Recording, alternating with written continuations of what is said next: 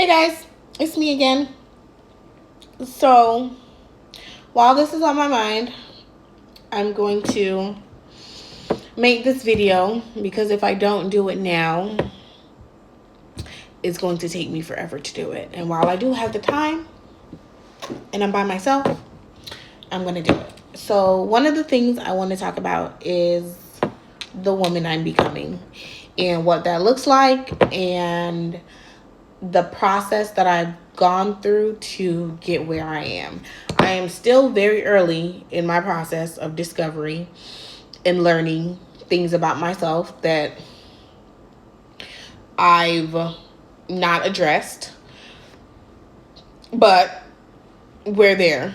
So, in this version of myself that I am stepping into, I've realized that I've had to let go of some things, and I've had to release some people, and I've had to really sit with myself.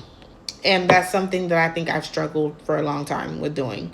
And I think a part of the reason that I would rather stay busy, or I stay busy, or I always find something to do, is because I don't want to address what's really bothering me. And for me, one of the things that I've learned I've done within the last few years, I would say, is I will have a goal and I'll have something that I would want to do, whether it's a position at my job or starting a new adventure, whatever it is. And I'll have the idea, I have the vision, and I'll see it plain. And I'll start it, but I won't finish it.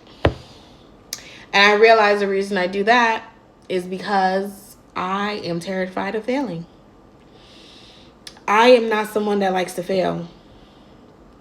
And when I feel like things are not coming together or they're not happening the way I need them to or how fast I want them to, I'd be like, yeah, cut the shit. We're not doing this anymore. That's who I am. And for a long time, I made excuses of why I didn't do something or why I didn't want to do it or why I feel like I'm not qualified for it. I am fully qualified to do half the things, more than half the things that I say I want to do. But I won't do it, or I won't put myself out there to do it because I am scared of failing. And in this season of my life, I've realized your problem is not that you can't do it or that you're not qualified to do it. You're scared to do it because you don't want to fail. In order for me to figure that out, I had to stop running around with my head chopped off. Or more so say I had to find time for myself during the day. Yes, I go to school. Yes, I am a full-time mom. Yes, I work a full-time job. And now I am starting this new endeavor of starting my own business, which is something that I've always wanted to do, but haven't really taken the necessary steps to do it. And now I'm doing it. So, yes, we are very early on in the process. And yes, I struggle with doing the things that I need to do. But I will say that I am in a much better headspace from where I was a few months ago.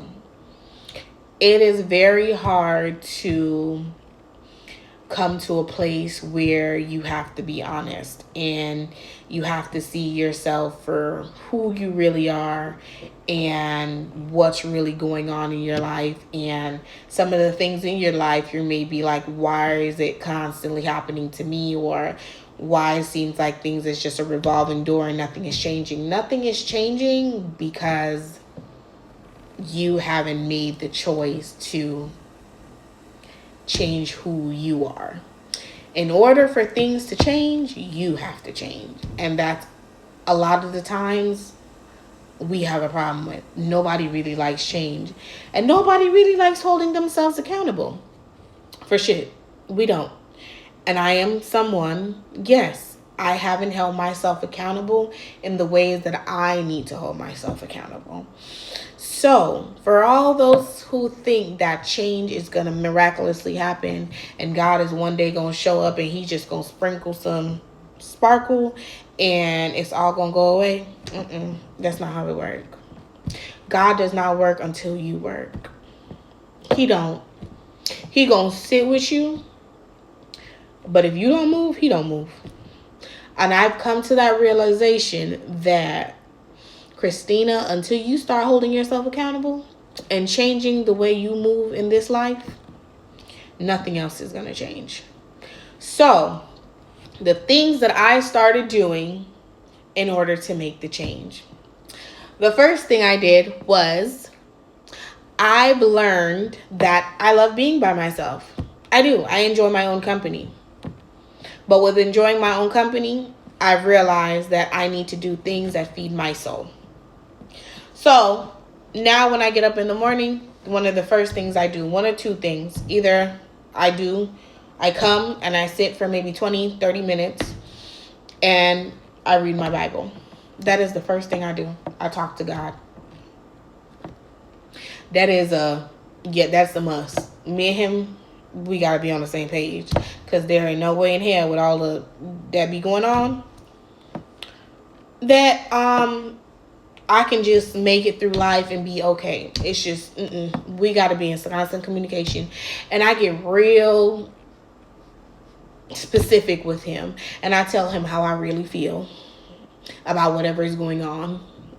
And if he has assigned me to something and I feel like it's for me, I tell him how I really feel.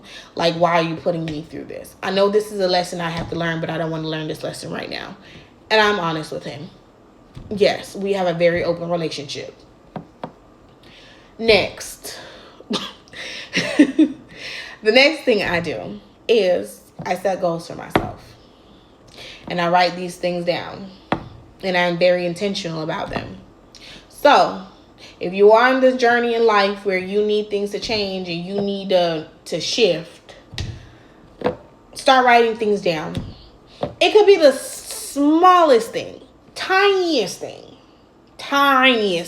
It doesn't, whatever your goal is, or you want to move towards a goal or move towards a change. It's the tiniest thing. Put one thing you're going to do for an entire week. Whether it's before my kids get up in the morning, I am going to get up 20 minutes before my children get up in the morning, and I am going to sit with myself. Or if it's 20 minutes after they go to bed and I'm taking care of everybody, I am going to sit with myself. I'm going to make my tea. I'm going to pour my wine. Whatever you're going to do, however you enjoy being alone, whatever you choose to do, that is your business. But the first thing I want you to do, or I recommend you do, is make the time. Before you say, oh, I want to do this, let's make the time to do this first. That's the first thing. And the first thing I realized that I needed to do was make the time and be intentional about it. So now when I get up, the first thing I do, I don't do nothing else. I talk to God, and then I go to the gym before I do anything else. Everything else can wait. But this time I've carved out for me to help me figure out all the things that be going on in my head throughout the day that I don't address. We gonna sit and we gonna talk to God about them, and we gonna figure them out one by one.